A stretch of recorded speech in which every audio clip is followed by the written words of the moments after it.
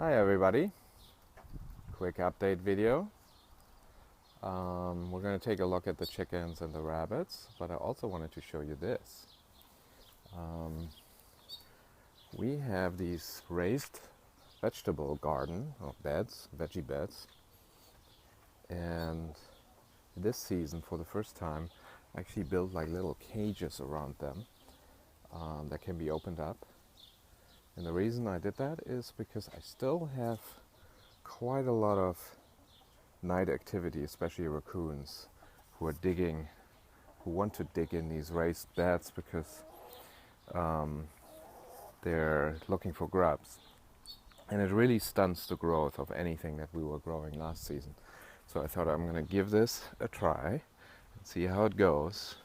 And luckily I made these boxes in a way where it's fairly easy to open them up, because the first thing I realized is even though this is great, this hardware cloth, it's like one of my favorite building materials. It's like a 1/4 inch.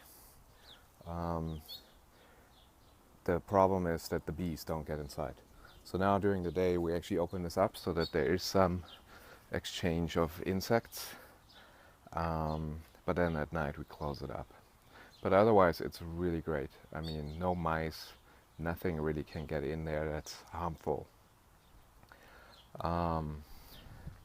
So yeah, so we're gonna try it this season. So far it looks really good. Our vegetables are really thriving. Let's take a closer look. We have some beans that are coming here, and you can see there's some flowers. Beans as well as peas are self-pollinating, so you don't need necessarily bees for them to create any fruit. But this guy here is not. This is like either a cucumber or a squash of some sort. I think this is a watermelon over there. We haven't had watermelons in such a long time because we always have problems with wildlife. Overall, the season has been pretty weird, I would say. For example, this guy over here, this is a plute tree. Last year, we had, I'd say, at least 50 pounds of fruit. And this year, even though it was full of flowers in the spring, there's barely anything on it. I'd say like maybe less than 10 fruits on here. And I do think it might be related to the bees. I don't know if you've heard, but apparently the entire bee population died off by 50% just in 1 year. And they're still not quite sure why, but they're anticipating it is because of some pesticides that are being used in just big agriculture. Obviously, we don't use any pesticides in our garden. We keep everything organic, but still the bees need to come from somewhere.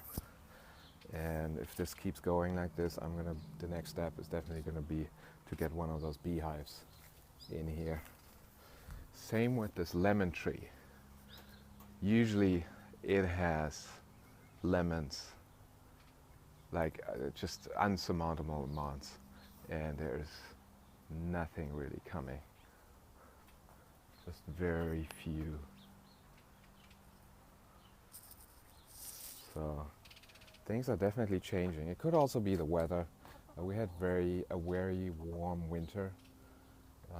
There wasn't any frost really. So maybe this is just throwing everything off. But I'm suspecting the bee problem is really what's going on, because it was full of flowers in the spring. And I haven't really seen all that many bees at all this year. Anyway, so hopefully this is going to work here. I'm going to keep you posted at the end of the season, let you know how this worked. Once again, anything where you need to keep raccoons out, don't go with chicken wire, go with this hardware cloth. And it's actually really cheap if you buy it online as opposed to in a hardware store. I'll include a link. It's like half price.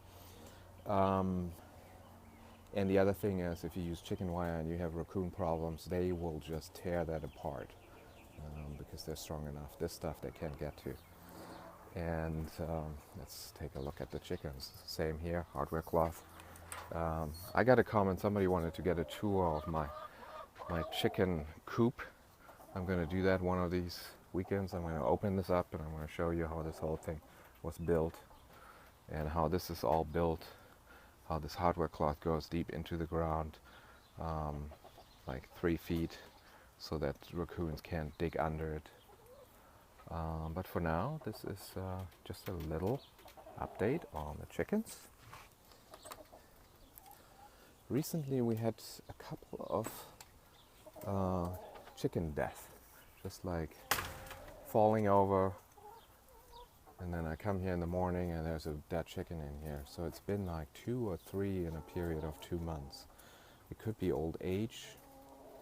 I'm suspecting also some egg bound. Some of these chickens don't lay.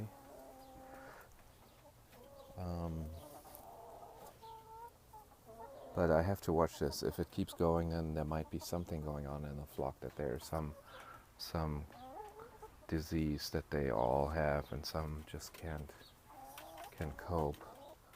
Otherwise they look pretty healthy right now, so I don't really know what's going on. I have a couple of bucks here. This is the father of this guy. So once the heat passes, I'm going to start breeding him. If he does well, then he's going to be my new breeder for the colors, for the reds. And these are my old, that's a Californian. And then I have 2 New Zealands running around here in the run. They're probably inside the chicken coop because during the day they like to hang out here. Let's see if we can spot them. Oh yeah, there we go. So they're lucky enough to get the run of the chicken run. And so they're pretty tired during the day because they run around all night. Alright. Quick look at the rabbitry. Oh, here, I moved my sprouting station actually here under the tree so it has a little bit more shade, because as the summer is coming, the direct sunlight is just going to be too much for the sprouts to handle, and then I won't get any sprouting done.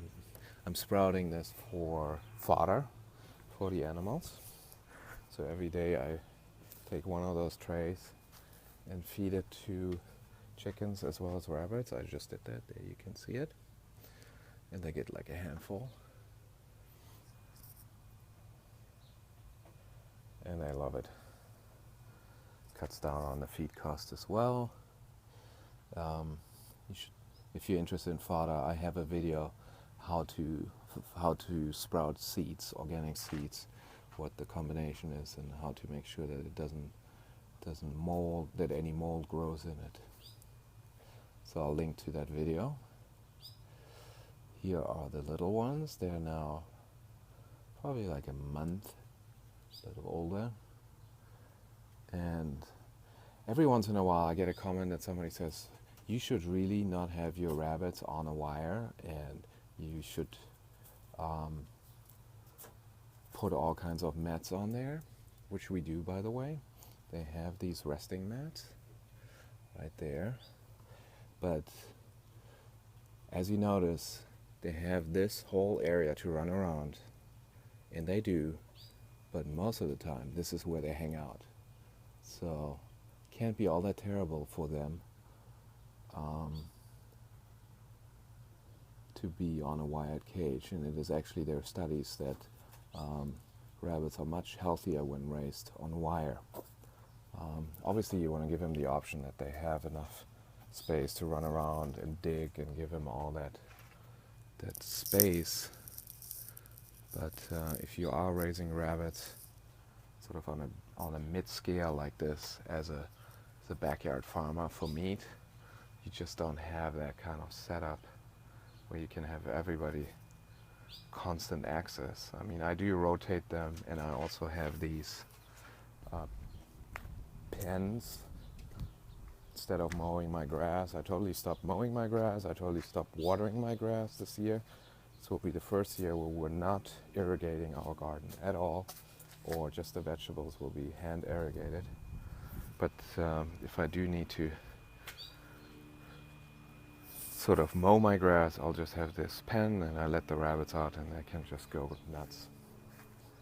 But I'm gonna just let it grow wild, and we are still in a serious drought in California, and it looks like if things keep going like this for another year, we're gonna be in some form of serious trouble, and something is gonna have to change the way how we manage our water overall and what we use water for. And one thing obviously that the city's trying is to get us all to get rid of our lawns and instead use native drought resistant plants that can thrive on just being neglected, on not using any additional water other than what they get once a year for a couple of weeks during the raining season. So I'm gonna just show you my front if you haven't seen it, because we turned our lawn into a native garden, and all this here, these are all natives. There's some poppies coming up, and this is a Ray Hartman, and these guys get tall. Like this is a full-blown Ray Hartman, and it has these beautiful blue flowers twice a year, I think.